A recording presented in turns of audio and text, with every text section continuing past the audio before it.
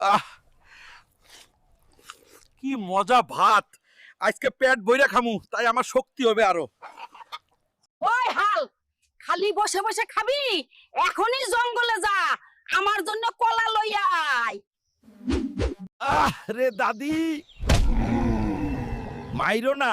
আমি জামু তোমার জন্য কলা আনতে জঙ্গলে। এই বুড়িটা মরেও না, 7 দিন আমাকে জ্বালায়, আবার কলা খাবে। কি করব? ও, যাইতেই হবে।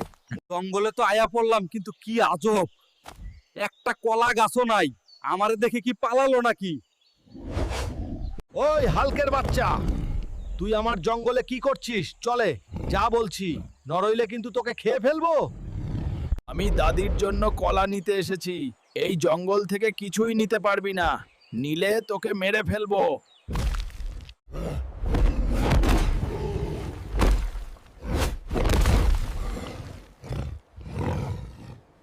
বন্ধুরা, তোমরা লাইক আর সাবস্ক্রাইব করো।